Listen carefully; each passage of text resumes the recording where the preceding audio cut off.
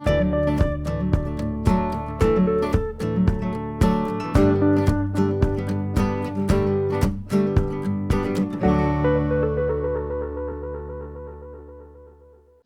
this is Todd Clarke from Fred's Custom Tackle.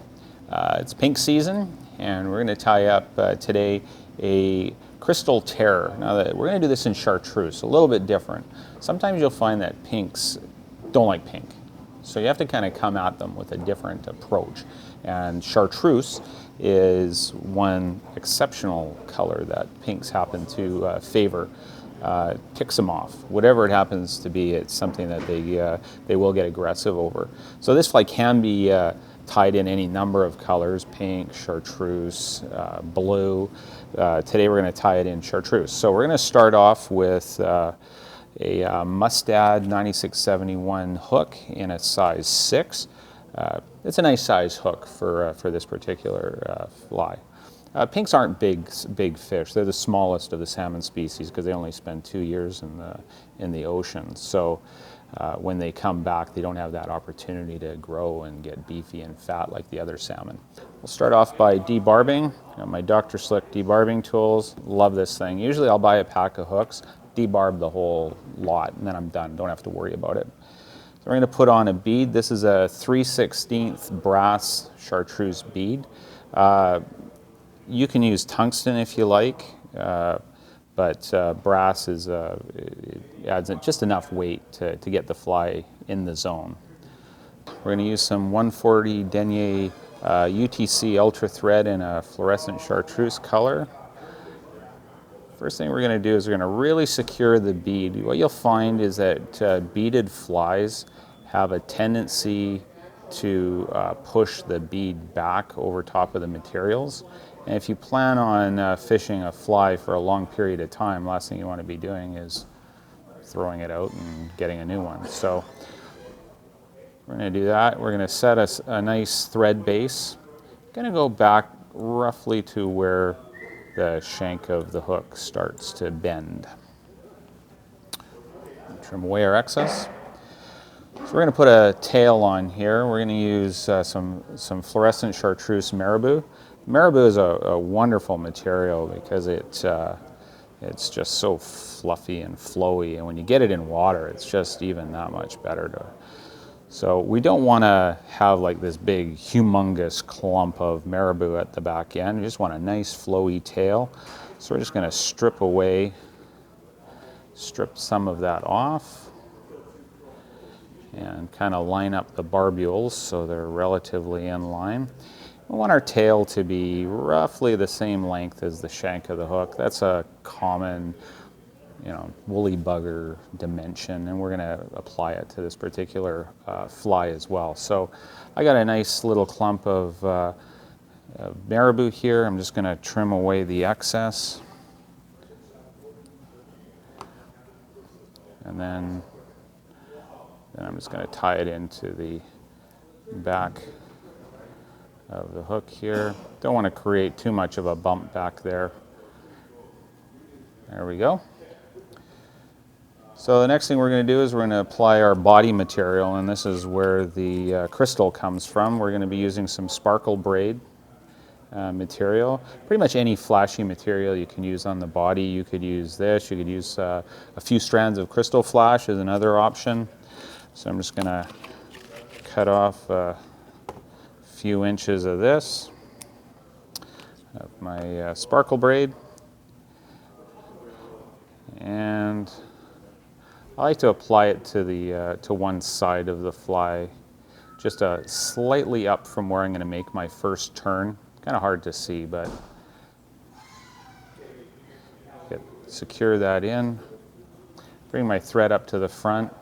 I like to do a little half hitch with my thread. So I'm going to show off the virtues of a rotary vise.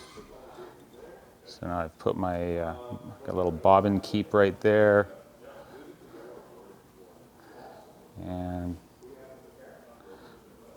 we're going to wrap this around.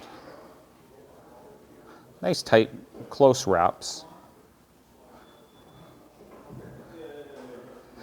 The other advantage of doing it this way you don't get the hook in your finger all the time. You're kind of away from the point of the hook. So I want this, I don't want to go all the way and cram it up to the bead here, because I'm going to be adding another material. I'm going to put a little bit of schlappen in.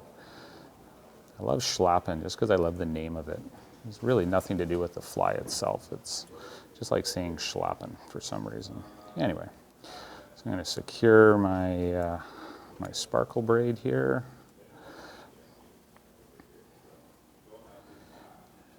And trim away the excess. And prep a little space. There we are. Whoa, got some crazy marabou decided to get involved down there. Yeah, it doesn't matter. The pink salmon don't really care. So the next thing we're going to do is we're going to use our schlappen. So we got some fluorescent chartreuse schlappen. Schlappen is a real webby material. It's great for steelhead flies, salmon flies, for tying jigs as well. It's a great material. I love working with schlappen. But I don't want a lot of schlappen. So what I'm going to do here is I'm going to define the front and back, and there's two sides to every feather, obviously, but the one side is the kind of a matte finish, and that's the front of the feather, and that's usually where it starts to kind of curve, and then the back side is typically quite shiny. So what I'm going to do first of all here is I'm going to strip away half of the feathers here, because I don't want those. I don't want it too thick. And then I'm going to trim away the tip and create a space for me to tie my material in. So I'll just get rid of you. Get rid of any. Yep. Adjust accordingly here.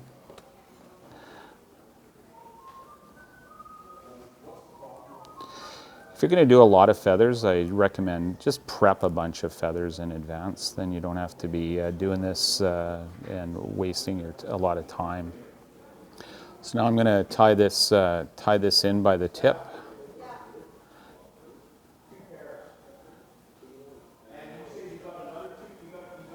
There we go. And then I'm going to wrap this and kind of push it back a bit as I wrap it. I'm probably going to do 2 or 3, maybe 4, whatever floats your boat. It's not there's no hard and fast rule to fly tying, except chironomids. Make sure they're tapered. But anyway, okay, so let's move that back a bit here. Prepare some space to secure my feather, wiggle it in there, there we go. All right, we're going to trim that excess away, hold it back,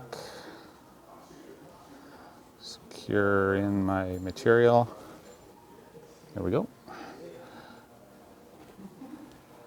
And then whip finish, add a little head cement for securing it.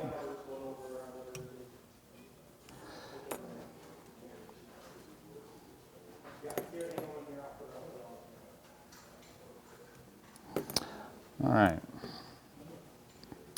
got our head cement, hard as hull. It's good stuff. And it is hard as hull. Add that in.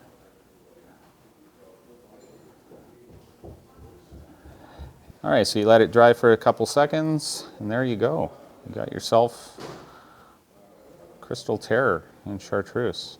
You can go out and terrorize pink salmon. Easy to tie, as you can see. Really only using 5 materials outside of our thread, and that'll hammer them.